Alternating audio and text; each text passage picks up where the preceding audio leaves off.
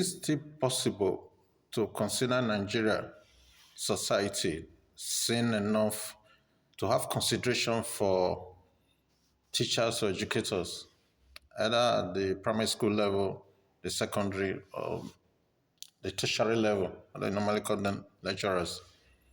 They are still in the class of teachers as long as they're instructing, they're informing, and they're educating. The use of the corporal punishment. I saw online recently the hues and cries that a teacher action of slapping a young pupil generated.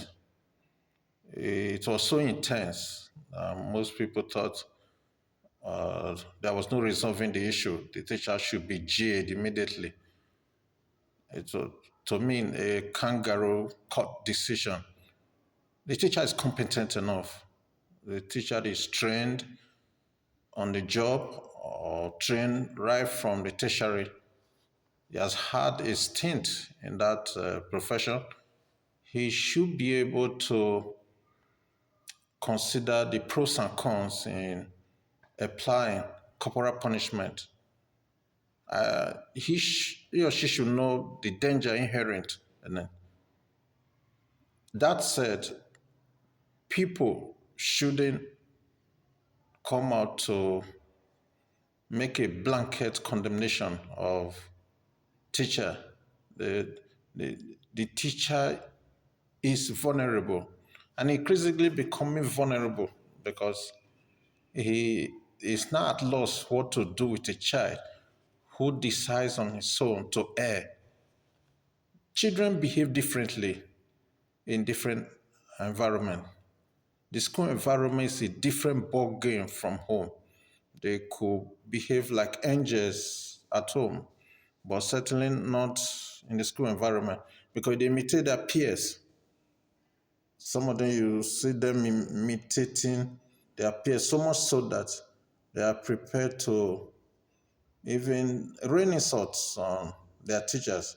Either they are doing it openly or they are being lauded by other miscreants. The teacher is sometimes pushed to the wall to apply a measure of punishment, call it corporal or whatever. If you give room for children to do what they like, chaos will reign. Hell will be let loose in the school environment. So it's important that we have a kind of consideration for what most teachers do and the kind of measures they adapt in making sure that the child conforms to the ways and means of learning, so to speak. So I will plead with people outside education. They should be very careful. If you are not a teacher, you wouldn't know what it demands to effect measures on controlling children. I believe that most teachers attain that level of competence, but they should be very careful so that they won't get a child injured, and that could incur the wrath of many parents. Nobody wants the child to get badly injured just because you want to get the child informed or educated. However, it is important that we respect the sanctity of the teaching profession. Let the teacher be. If you are not satisfied with most of the things the teachers do, why not just apply in the nearest school? That could serve you a veritable lesson.